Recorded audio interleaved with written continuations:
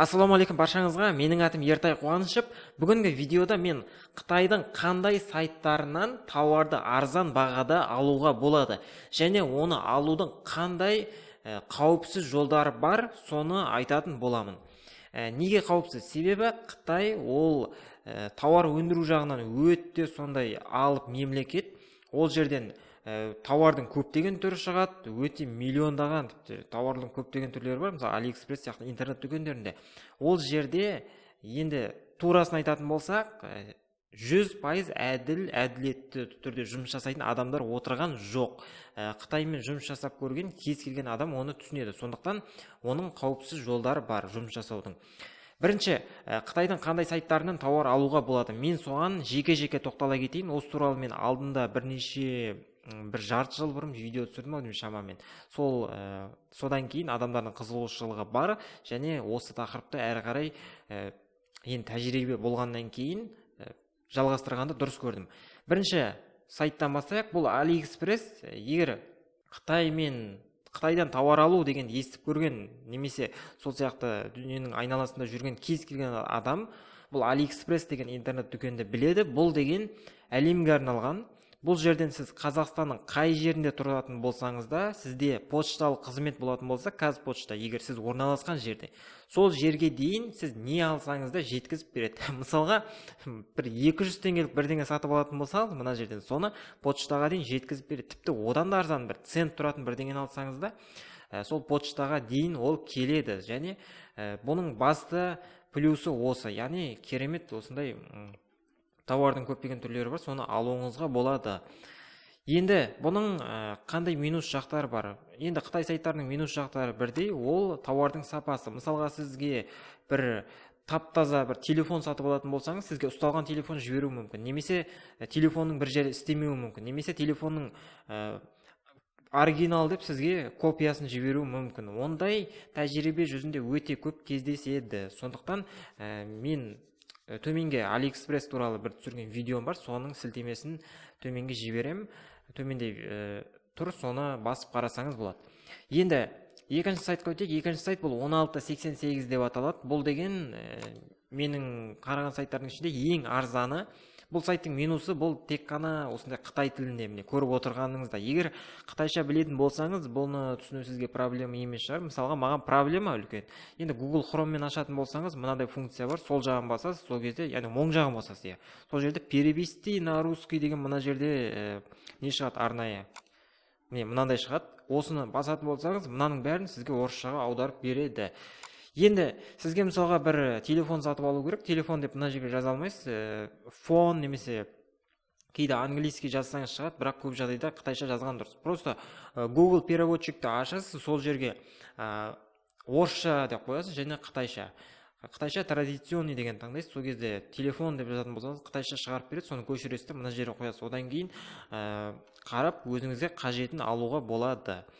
Одан кейін Alibaba деп аталатын осындай керемет сайт бар. Бұл сайттардың мен бәрін қарап шықтым. Бұл жерде де тауардың өте көптеген түрлері бар. Миллионнан асады. Нақты одан да көп даже. Өзіңізге қалағаныңызша қарасаңыздар болады. Енді мына жерде көріп отырғаныңыздай орысша нұсқасы бар. Орысша жазсаңыз да болады, ағылшынша жазып қарасаңыз да болады. Бұл сайттардан қалаған тауарыңызды алдыруға болады. Енді бұл жерде тауар алудың ең оңай тәсілі бұл Алиэкспрессте тапсырыс бересіз. Бір орташа бір айдың ішінде сізге дейін оны сіздің орналасқан жеріңізге дейін оны жеткізіп береді.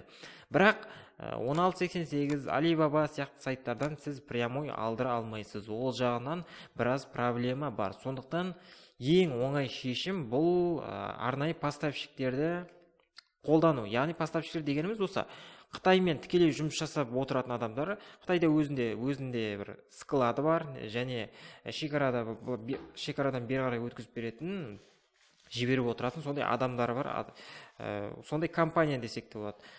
Қазақстанда сондай жұмыс жасап тұрған біраз компания бар. Google-дан қарасаңыз болады. Соның ішінде менің ұсынатыным, яғни мен өзім қолданып көрген, бір емес, мен 10 шақты рет тапсырыс бердім. Нақты есімде жоқ, одан да көп болу керек негізі. Ол осы Интерсел деп аталады. Сілтеме осы видеоның астында.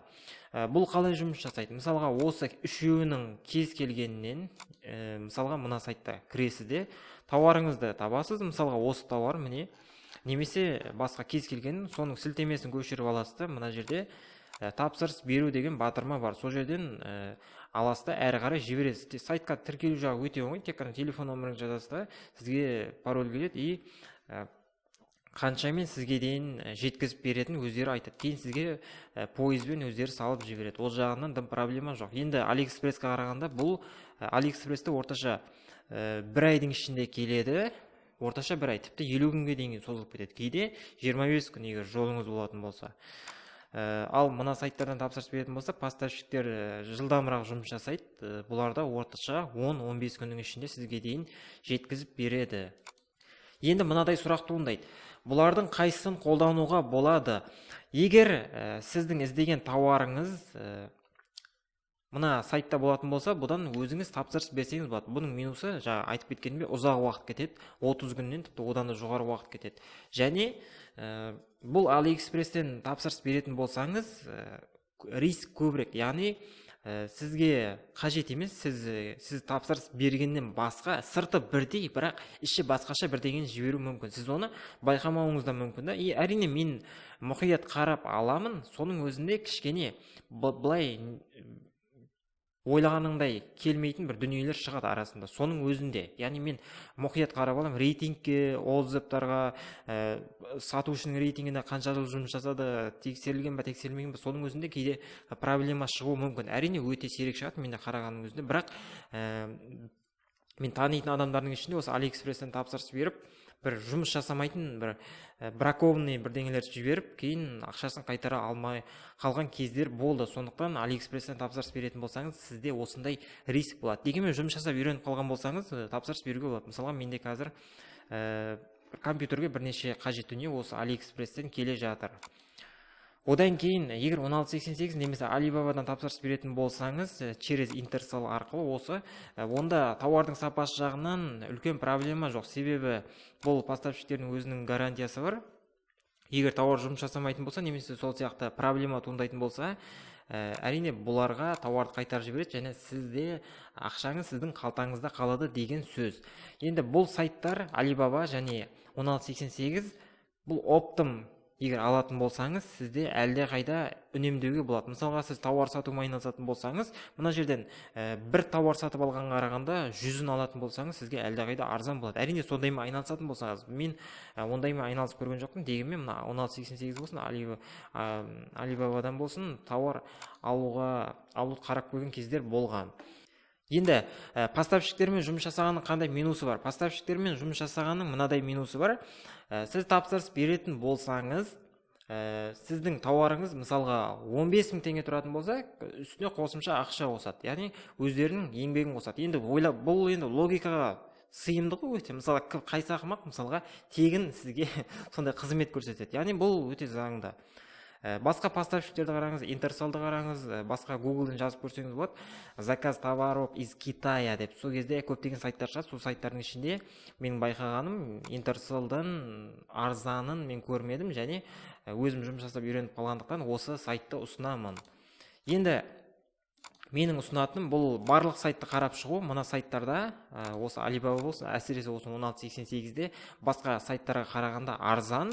Осыдан егер оптымнан алғыңыз келсе, осы сайттан қарап көрсеңіз болады. Ал егер 1-2 штук немесе сол сияқты майда мысалға 1000 теңге, 500 теңгелік бір заттар болады. Қажет, бірақ оптымнан алудың керегі жоқ, тек қана саған қолдануға керек те. Ондай жағдай менде де болған. Ондай жағдайда мысалға поставщиктерге қарағанда Алиэкспресстен ала салсаңыз болады. Әрине уақытыңыз болса. Егер видео ұнаған болса, онда каналға жазылыңыз және лайк басып қалдырыңыз. Осы видеоға қандай да сұрақтар болатын болса, пікірге жазып қалдырсаңыз болады. Видеоны осымен аяқтаймын. Келесі кездескенше.